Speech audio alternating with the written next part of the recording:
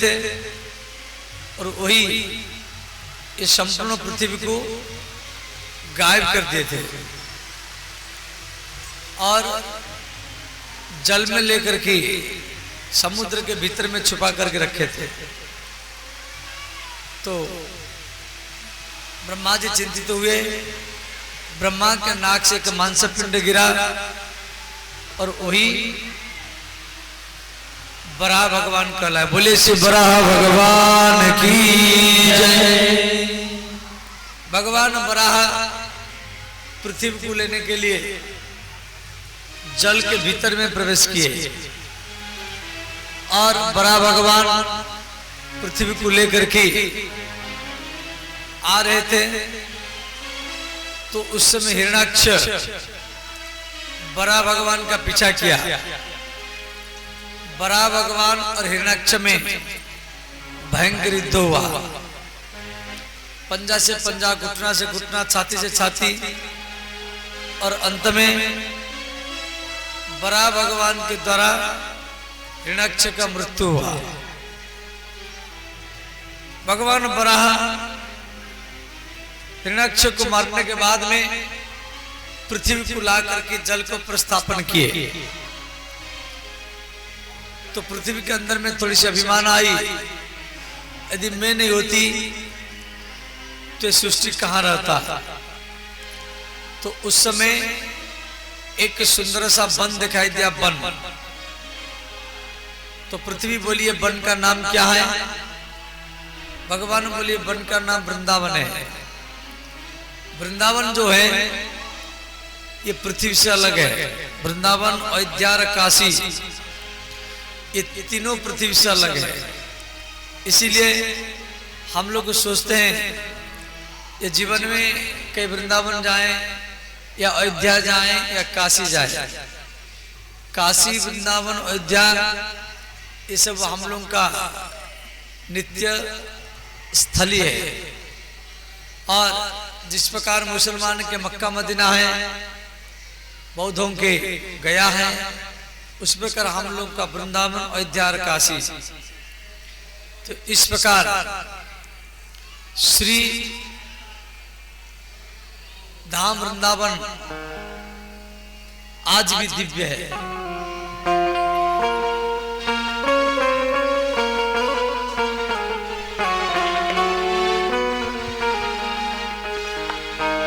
रसमय राधा, रसमय श्याम, रसमय श्री वृंदावन धाम।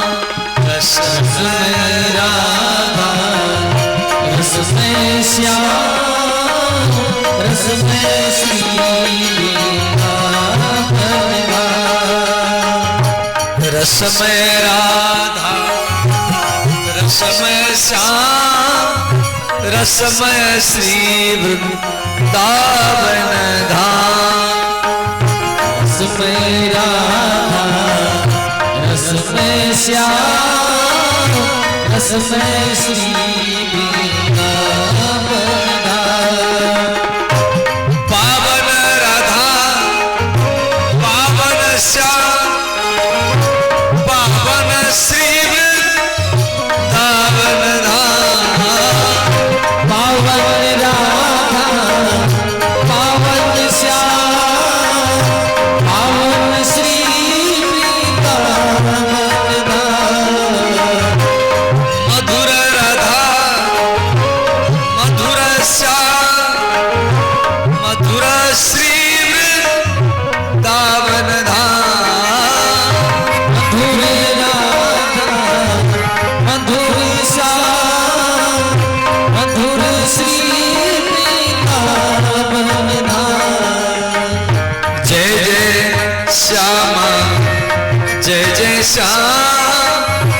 जय जय श्री वृंदावन धाम।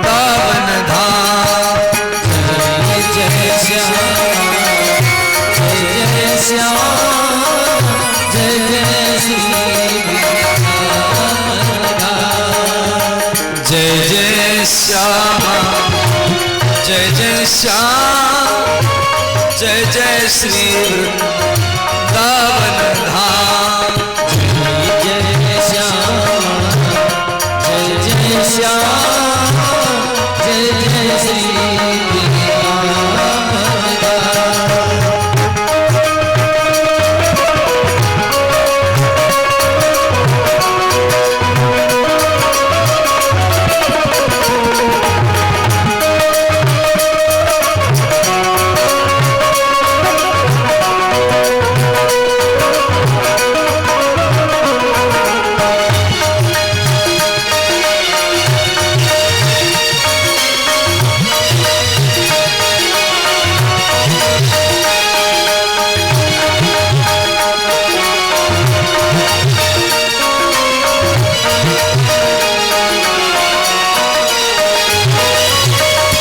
सुंदर राधा सुंदर श्याम सुंदर श्री वृंदावन धाम।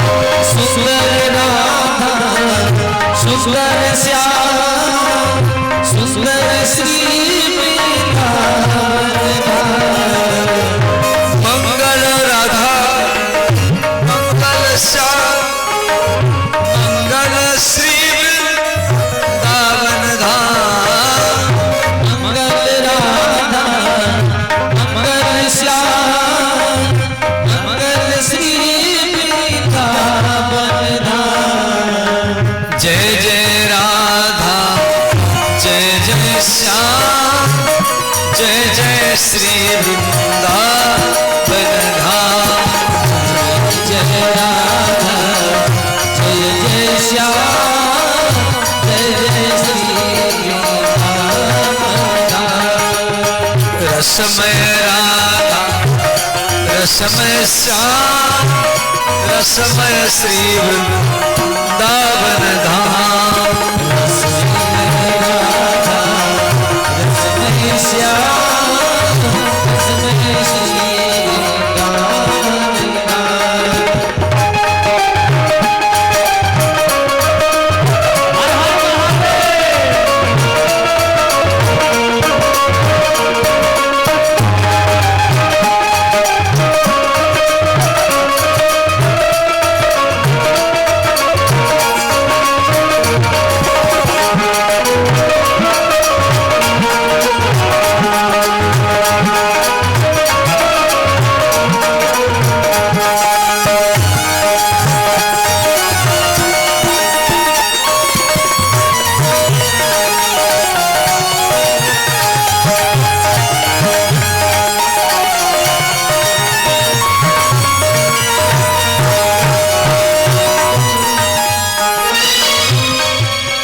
रघुपति राघव राजा राम पतित पावन सीताराम।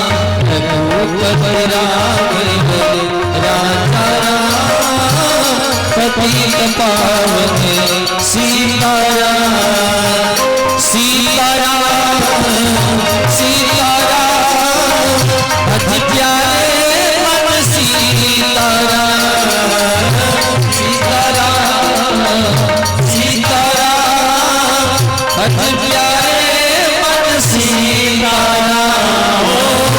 सीताराम सीताराम अति प्यारे मन सीताराम। सीताराम सीताराम अति प्यारे मन सीताराम। जय जय रघुपति राघव राजा राम पतित पावन सीताराम।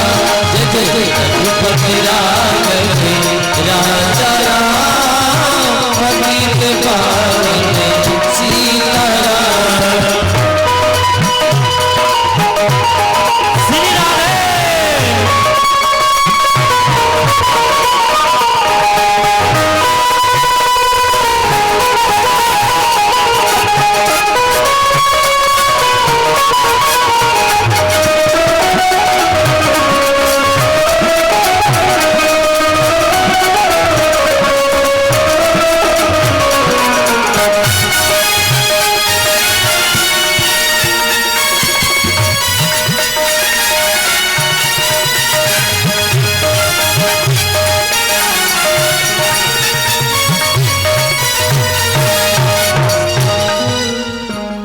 इस प्रकार ब्रह्मा जी के छाया से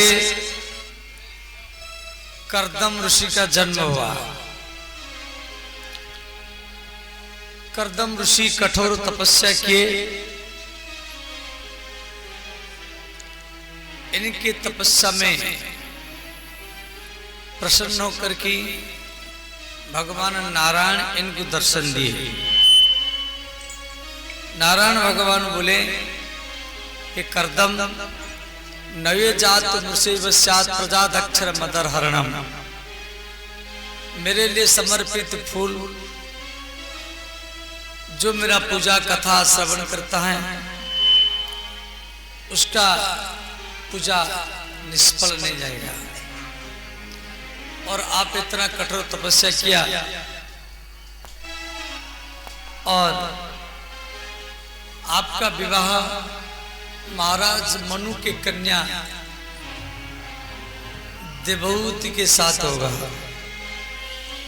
और मैं आपके परिवार में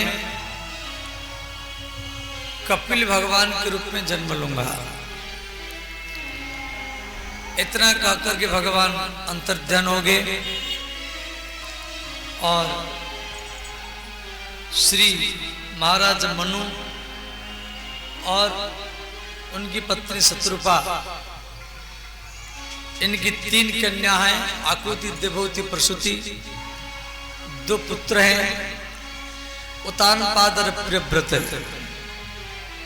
तो श्री मनु और शत्रुपा अपनी मझली बेटी देवहूति को लेकर के उसी जंगल में आए और बोले ये हमारा बेटी देवहूति जब से नारद जी के मुख से आपके बारे सुना है तब से प्रतिज्ञा की है आपके साथ शादी करने के लिए और आप इसको स्वीकार कीजिए। तो श्री मनु शत्रुपा की बेटी देवहूति का विवाह कर्दम ऋषि के साथ हुआ। कर्दम ऋषि योगी थे, वो योग बल में एक विमान बनाए, उस विमान में बैठ करके कर्दम और देवहूति आकाश में विहार किए और उसी विमान में इनका 9 कन्या हुए। श्री कर्दम और देवहूति, कर्दम ऋषि हैं और उनकी पत्नी का नाम है देवहूति, इनकी 9 कन्या हुई। तो देवहूति कर्दम को तो लोगों को कम जानता है, सत्य अनुसुया, अनुसुया के पिता का नाम है कर्दम ऋषि। ऐसे याद रखेंगे तो याद रहेगा। तो ब्रह्मा जी के 9 पुत्रों के साथ कर्दम जी के 9 कन्याओं का शादी करवा गया। ध्यान देना, इनके सबसे बड़ी कन्या का नाम है कला। कला का विवाह मरीचि ऋषि के साथ हुआ। ब्रह्मा के पुत्र मरीचि ऋषि, इनके पुत्र हुए श्री कश्यप, जिससे कश्यप गोत्र बना। कश्यप के पुत्र हुए देवता राक्षस। इनकी दूसरी कन्या है सती अनुसुया। अनुसुया का विवाह ब्रह्मा के पुत्र अत्रि मुनि के साथ हुआ और इनके 3 पुत्र हुए, दुर्वासा, दत्तात्रेय और चंद्रमा। चंद्रमा आकाश में चले गए, दुर्वासा ऋषि और दत्तात्रेय। तीसरी कन्या का नाम है श्रद्धा। श्रद्धा का विवाह ब्रह्मा के पुत्र श्री अंगिरा, ब्रह्मा के पुत्र अंगिरा मुनि के साथ हुआ और इनके जो पुत्र हुए गुरु बृहस्पति, जिनके नाम पर बृहस्पतिवार बना है, गुरुवार, जो देवताओं के गुरु कहलाए। चौथा कन्या का नाम है हबीरभू का विवाह ब्रह्मा के पुत्र पुलस्त मुनि के साथ हुआ। पुलस्त मुनि के श्री 2 पुत्र हुए, अगस्त मुनि और विसर्वा। विसर्वा के 3 पुत्र हुए, रावण, कुंभकर्ण और विभीषण। रावण के पिता का नाम है विसर्वा ऋषि, विसर्वा के पिता का नाम है श्री पुलस्त मुनि। 5वां कन्या का नाम है अरुंधति। अरुंधति का विवाह ब्रह्मा के पुत्र वशिष्ठ मुनि के साथ हुआ। वशिष्ठ के नाम पर वशिष्ठ गोत्र बना और वशिष्ठ के पुत्र हुए श्री शक्ति मुनि। शक्ति मुनि के पुत्र हुए पराशर मुनि। पराशर मुनि के पुत्र हुए व्यास जी जो भागवत लिखे, और व्यास जी के पुत्र हुए श्री सुखदेव जी। 6वां कन्या का नाम है ख्याति। ख्याति का विवाह ब्रह्मा के पुत्र भृगु ऋषि के साथ हुआ। भृगु ऋषि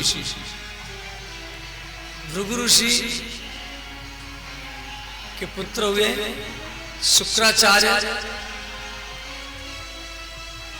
जो राक्षस के गुरु कहलाए, जिनके नाम पर शुक्रवार बना है। शुक्रवार। इस प्रकार यहीं से ये गोत्र परंपरा चालू हुआ। साधारणतः हमारी हिंदू सनातन धर्म में जब भी शादी विवाह होती है तो गोत्र देखा जाता है। तो गोत्र यहीं से शुरू हुआ। समान गोत्र में शादी करना नहीं चाहिए, इससे बालक अपंग होगा, बालक अंधा गूंगा लंगड़ा होगा। और इस प्रकार श्री कर्दम ऋषि के शरीर में भगवान आए, उसके बाद में माता देवहूति के गर्भ में आए, और देवहूति के गर्भ से भगवान कपिल भगवान के रूप में जन्म लिए। बोलिए श्री कपिल भगवान की जय। भागवत में कपिल देवहूति संवाद है 7 अध्याय में। गंगा सागर में आज भी कपिल भगवान तपस्या करते हैं। इनकी माँ का नाम है देवहूति। तो देवहूति माता कपिल भगवान को प्रश्न करती हैं, और कपिल भगवान एक एक प्रश्न का उत्तर देते हैं। ये माँ और बेटा का संवाद है। पहला प्रश्न है माया क्या है। देखो, ये जो माया है, मेरे पत्नी, मेरे बच्चे, मेरा घर, मेरा जमीन, वही जमीन पड़ा है, उसको व्यक्ति अपना नाम पर मोटेशन बनाता है, फिर वो धीरे धीरे मर जाता है। फिर उसका बेटा सोचता है ये मेरा पिता का था, वो मेरा हो गया। वो भी धीरे धीरे बूढ़ा होता है, वो भी मर जाता है। फिर उसका बेटा वो जमीन को अपना नाम पर कर लेता है। वही जमीन पड़ा है 1000 पीढ़ियों से, और जितना व्यक्ति वो जमीन को अपना नाम पर करते गए, वो मरते गए। तो मेरे पत्नी, मेरे बच्चे, यही सबसे बड़ा माया है। तुलसीदास जी लिखे, मैं और मोर तोरे माया, मैं और मोरे तोरे माया, मैं और मोर तोरे माया, मैं और मोरे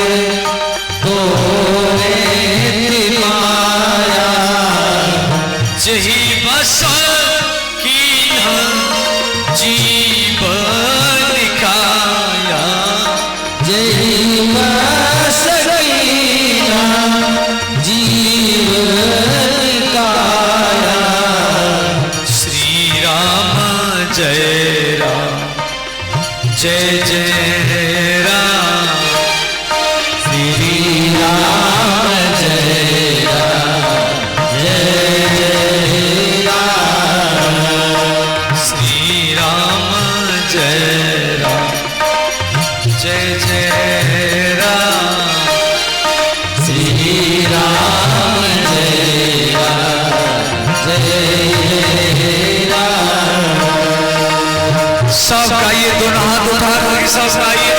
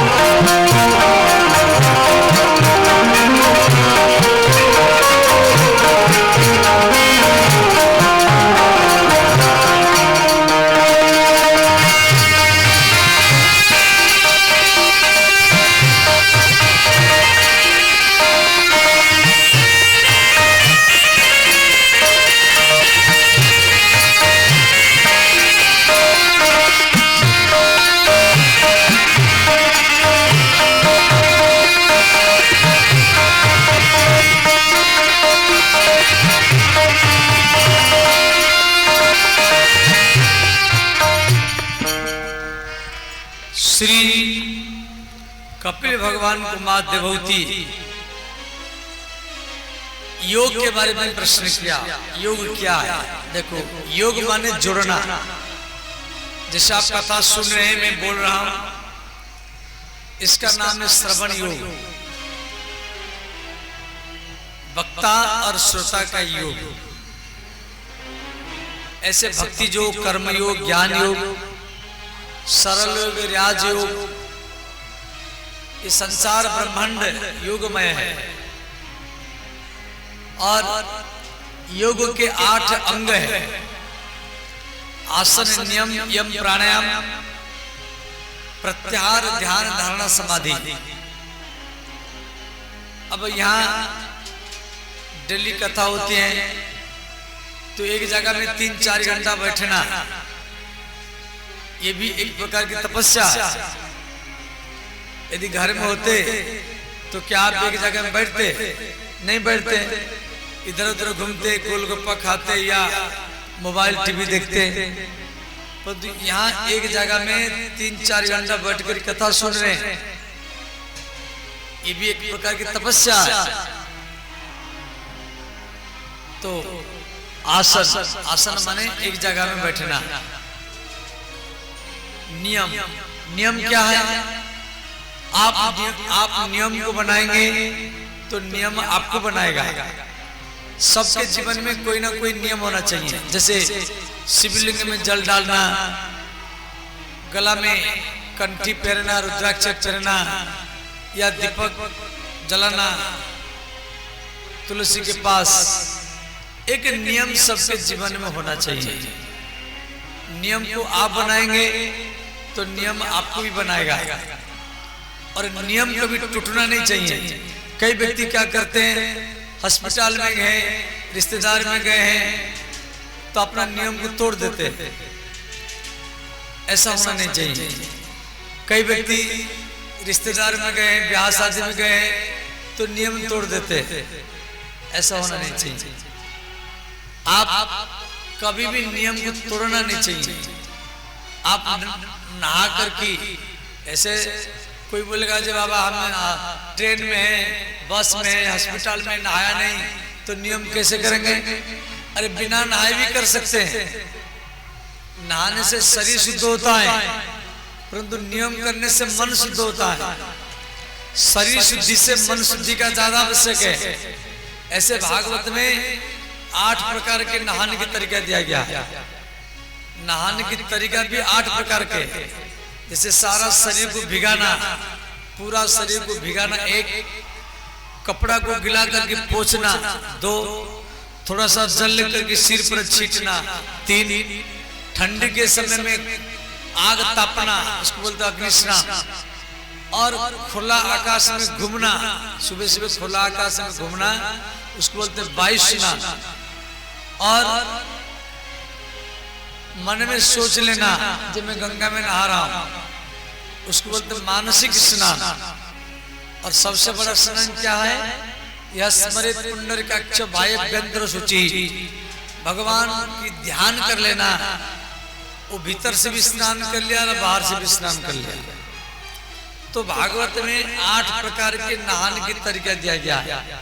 जो आपको पसंद है वो करके अपना नियम कर लेना चाहिए। नियम को कभी तोड़ना नहीं चाहिए। तो आसन नियम, यम, यम क्या है? सच बोलना, सच बोलना और मधुर बोलना, मधुर मीठा बोलना और कम बोलना। सच बोलो, मीठा बोलो और कम बोलो। वही व्यक्ति भगवान को सबसे ज्यादा प्रिय होता है। वही व्यक्ति परिवार में माता पिता को भी अच्छा लगता है। वही व्यक्ति पड़ोसी को भी अच्छा लगता है, जो सच बोलता है, मीठा बोलता है और कम बोलता है। कुछ लोग सच बोलते हैं परंतु मीठा नहीं बोलते, वो अकड़ करके बोलते, नाराज होकर के बोलते, क्रोध के साथ बोलते हैं। इसीलिए सामने वाला व्यक्ति उसका बात मान नहीं रहा है। और सच बोलना, मीठा बोलना और कम बोलना, ज्यादा नहीं बोलना। ज्यादा बोलेंगे तो भी व्यक्ति आपका बात नहीं मानेगा। कम बोलेंगे और विचार करके बोलेंगे, इसको बोलते हैं यम। ज्यादा धन इकट्ठा नहीं करना, ज्यादा घर भी नहीं बनाना। ज्यादा घर बनाना भी दुख का कारण होता है। कुछ लोग बैठ देते में घर है, सोनवर्षा में घर है, सहरसा में घर है, पटना में घर है, दिल्ली में घर है, और घर में रहने वाला नहीं है। इतना घर बनाया, ज्यादा घर बनाएंगे, लिपाई पोताई करो, डेंटिंग पेंटिंग करो, साफ सुथरा करो, तो घर में रहने वाला भी होना चाहिए। भागवत धर्म कहता है ज्यादा घर बनाना भी दुख का कारण बन जाता है। ज्यादा धन इकट्ठा करना भी दुख का कारण बनेगा। ज्यादा कपड़ा बनाना भी दुख का कारण बनेगा। इसीलिए जितना जरूरत है इतना ही बनाना। जरूरत से आप सोचेंगे मैं इतना धन इकट्ठा कर दूं, मेरे 7 पीढ़ी तक खाएंगे, वो दुख का कारण बनेगा। ऐसा परिवार में ऐसा बालक जन्म मिलेगा, वो जितना भी धन कमाया वो सब वो समाप्त कर देगा। इसीलिए धन से सुख नहीं मिलता है। तो कोई व्यक्ति पड़ोसी से दुखी, कोई धन से दुखी, कोई दरिद्रता से दुखी, कोई रोग से दुखी, कोई कर्म से दुखी, कोई धंधा से दुखी। जिसका मन भागवत में, जिसका मन भगवान कृष्ण में है, वही सुखी है, वरना सब दुखी दुखी है। आप देखो, आप जितना समय भगवान में देंगे, जितना समय आप भागवत में देंगे, वही समय ही आपका साथ देगा। और जितना समय आप घर में लगाया, रुपया कमाने में लगाया, दुकान में लगाया, खेत में लगाया, उस समय आपका साथ नहीं जाएगा। इसलिए भागवत में कहा गया पत्नी पास में साथ में नहीं जाएगी, पति भी पास में, वो भी साथ में नहीं जाएगा। घर मकान बिल्डिंग ये भी पास में, रुपया भी पास में, वो साथ में नहीं जाएगा। तो साथ में जाएगा क्या ना, जितना समय आप भागवत में देंगे यही समय ही आपका साथ देगा। इसलिए हरि स्मृति संपत्ति, हरि विस्मृति विपत्ति। तो प्रत्याहार प्राणायाम, प्राणायाम क्या है? नाक में सांस लेना, रुकना, छोड़ना, इसको बोलते। जैसे नाक में सांस लेते हैं, माने ये जो सांस है ये दिखाई नहीं देता है, यही कृष्ण है, यही राम है, यही शिव है। आप भगवान को भीतर में ले रहे हैं, और तो इसको बोलते प्राण वायु। तो छाती तक जाता है, छाती से नाभि में समान वायु, नाभि से मलद्वार तक अपान वायु। भोजन को पचाना उदान वायु का काम है, और हर अंग में भेजना व्यान वायु का काम है। तो शरीर में ये 5 प्रकार के वायु होते हैं सबके शरीर में। इसको नियंत्रण करने के लिए सबको प्राणायाम अभ्यास करना चाहिए। प्राणायाम, अनुलोम विलोम, कपालभाति, उज्जाई, ये सब।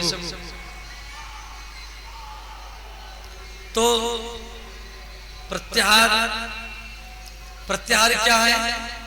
इच्छाओं को घटाना, इच्छाओं को दबाना, इच्छाओं को मारना।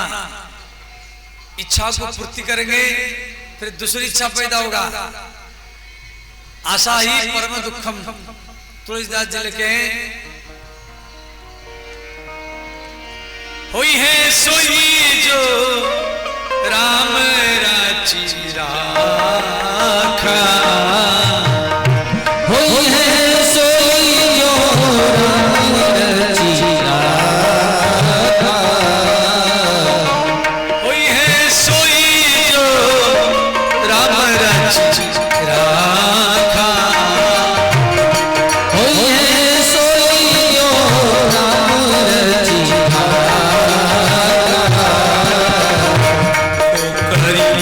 तर्क बढ़ा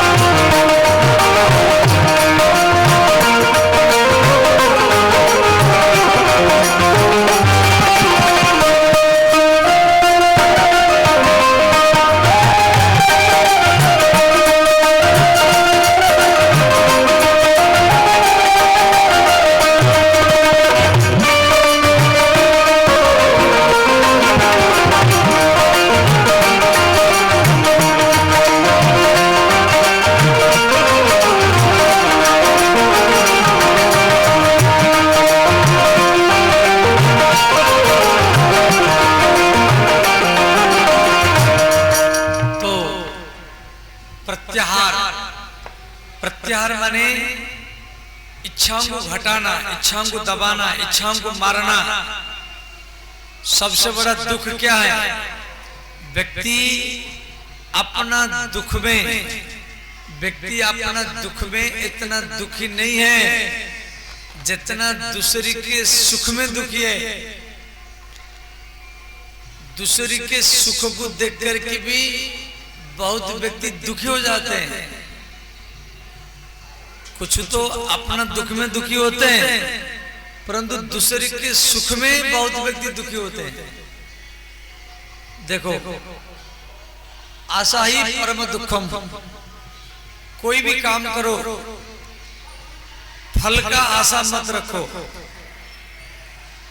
आप फल के आशा रख करके काम करेंगे और फल नहीं मिला तो दुखी होगा।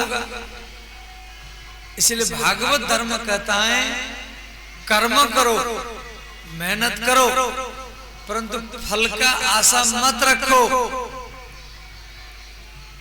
यदि फल का आशा रख करके काम करेंगे और फल नहीं मिलेगा तो दुखी होंगे। केवल कर्म करो, मेहनत करो, और ऐसा समय आएगा आप न चाहने पर भी भगवान कृष्ण आपको फल निश्चित देगा और बहुत देगा। परंतु फल का आशा आप पहले रखेंगे और फल नहीं मिला तो दुखी होंगे। तो ध्यान क्या है? एक तरंग है। ध्यान, धारणा, समाधि ये अष्टांग योग है। भगवान कपिल कह रहे माता मुक्ति 5 प्रकार के, भागवत में 5 प्रकार के मुक्ति का वर्णन दिया गया है। मुक्ति माने मोक्ष या निर्वाण। तो 5 प्रकार का मोक्ष क्या है? मोक्ष माने जहां मोह क्षय हो गया हो। मोह माने आसक्ति। आसक्ति, देखो आपका आसक्ति जिसी के ऊपर होगा आपका मन उधर ही भागेगा। भले आप कीर्तन करो या ध्यान करो या कृष्ण का पूजा करो या शिवलिंग में जल चढ़ाओ या गंगा नहाओ, आप देवघर में जल डालो या सिंहेश्वर में जल डालो, आपका आसक्ति जिसी को ऊपर रहेगा। आप भगवान को प्रणाम करेंगे तो भी आप उसी के लिए मांगेंगे, क्या आपका मन उधर ही भागेगा।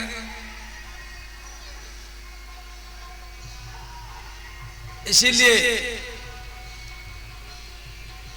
आपका मन यदि स्त्री के ऊपर है तो ध्यान करते समय भी मन स्त्री की ओर जाएगा। यदि आपका मन किसी पुरुष के ऊपर है तो आपका मन वो पुरुष की ओर भागेगा। बच्चों के ऊपर है तो मन बच्चों के ऊपर भागेगा। रुपया के ऊपर है तो मन रुपया की ओर भागेगा। और आपका आसक्ति यदि प्रतिष्ठा में है तो आपका मन प्रतिष्ठा की ओर भागेगा। और यदि आप भीतर से आपका लगाव भगवान कृष्ण के साथ है तो आपका मन भगवान की ओर भागेगा।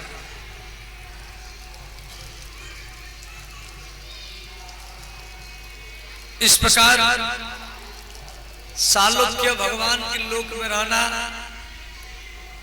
षष्ठी भगवान के ऐश्वर्य को प्राप्त करना, सामीप्य भगवान के निकट में रहना, सारूप्य भगवान के रूप को प्राप्त करना। जो वृंदावन अयोध्या के लोग होते हैं वो कभी भी मुक्ति पाना पसंद नहीं करते हैं। ना उनको मुक्ति चाहिए, ना उनको वैकुंठ चाहिए, उनको केवल भागवत कथा चाहिए। द्यमानो गृणाति मत्स्यवरम जना। श्री सुखदेव जी परीक्षित करे राजन, जो हरदम दूसरी से लड़ता रहता है, कहीं पत्नी से लड़ना, कहीं माता पिता से लड़ना, कहीं पड़ोसी से लड़ना, और मंदिर में जाकर के पूजा पाठ करता रहता है।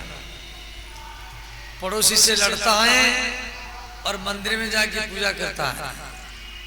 जिस प्रकार भस्म में, राख में आहुति देने से कोई भी लाभ नहीं होता है, उसी प्रकार उसके पूजा का कोई लाभ नहीं मिलता, वो कितना भी पूजा करता रहे। इसीलिए भगवत भक्ति तभी पैदा होगा जब आप माता पिता की भक्ति करें, पड़ोसी से मन मिला के रखे, देश के प्रति भावना रखे, तभी आपके भीतर में कृष्ण भक्ति पैदा होगा, राम भक्ति पैदा होगा। यदि आप पड़ोसी से लड़ते रहते हैं, माता पिता से लड़ते रहते हैं, देश के प्रति कोई भावना नहीं है, तो उसका पूजा का कोई लाभ नहीं मिलता। वो कितना भी पूजा करता रहे, वो पूजा करने पर भी वो आसक्ति से, लगाव से पूजा करेगा। भस्म नेव ज्योतिष, कपिल भगवान कह रहे हैं भस्म में, राख में आहुति देने से, राख में आहुति देंगे, स्वाहा करेंगे तो कोई लाभ नहीं मिलता, ऐसे ही उसके पूजा का कोई लाभ नहीं मिलता। इसीलिए कृष्ण भक्ति बाद में पैदा होता है। पहले मातृभक्ति, पितृभक्ति, पड़ोसी भक्ति, देश भक्ति, उसके बाद में कृष्ण भक्ति पैदा होगा। और आप सब में भगवत भाव रखेंगे, जब सब में आप भगवान को देखेंगे, तभी आपको हर मंदिर में भगवान का मूर्ति, ये भगवान दिखाई देगा। भगवान की मूर्ति 8 प्रकार के, मूर्ति भी 8 प्रकार करते हैं। एक है मिट्टी का मूर्ति, लार प्यार बांध करके, मिट्टी लगा करके, डेंटिंग पेंटिंग करके जो पूजा करते हैं, उसको बोलते हैं मिट्टी का मूर्ति। दूसरा है पत्थर का मूर्ति, मार्बल पत्थर, ग्रेनाइट पत्थर। तीसरा है चित्र, जैसे राधा कृष्ण या सीताराम का कोई चित्रपट हो, कागज का हो या कपड़ा का हो। चौथा है बालू, बालू में भी मूर्ति बनता है। पांचवा है अष्टधातु, जैसे व्यास गद्दी में ये मूर्ति है, ये अष्टधातु में बना हुआ है। छठवां है मानसिक मूर्ति, मन में आप भगवान का मूर्ति बना कर पूजा करेंगे। और सातवां मूर्ति क्या है ना, भागवत रामायण गीता, ये भगवान के शब्दमय मूर्ति है। भगवान शब्द के रूप में, अक्षर के रूप में, चौपाई के रूप में भागवत रामायण गीता में विराजमान है। तो सब में आप भगवान को देखेंगे, सब में, तभी आपको प्रत्येक मंदिर में भगवान का दर्शन होगा। यदि आप सबके साथ लड़ते रहेंगे, अब मंदिर में जाकर के भगवान देखेंगे, तो उसके पूजा का कोई लाभ नहीं मिलता है। ये भागवत धर्म कहता है। तो श्री भगवान कपिल माता देवहूति को जीवों की गति के बारे में बताया। कोई भी जीवात्मा जन्म लेता है, जन्म लेने के बाद में को हम करके रोता है, और अंत में वह नाभि काटा जाता है। तीसरा चौथा महीना में करवट लेता है, फिर घुटना में चलता है, फिर दीवार पकड़ कर चलता है। इस प्रकार लारे पंचवर्षानी, 5 वर्ष तक प्यार करना चाहिए। घर में छोटा बच्चा को पहले भोजन देना चाहिए। तो श्री कपिल भगवान माता देवहूति को सांख्य योग सुना रहे हैं। सांख्य योग क्या है? पुरुष और प्रकृति दोनों के मिश्रण से अहंकार तत्व महतत्व से अहंकार तत्व, अहंकार तत्व से ये आकाश की उत्पत्ति हुआ, आकाश से वायु, वायु से तेज, तेज से जल, जल से पृथ्वी। ये पंचम महातत्व है। पंच ज्ञानेन्द्रिय है, आंख कान नाक जिह्वा चर्म।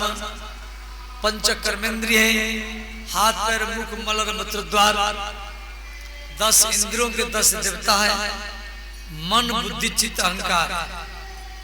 मन के देवता चंद्रमा, बुद्धि के देवता ब्रह्मा, चित्त के देवता विष्णु और अहंकार के देवता भगवान महादेव।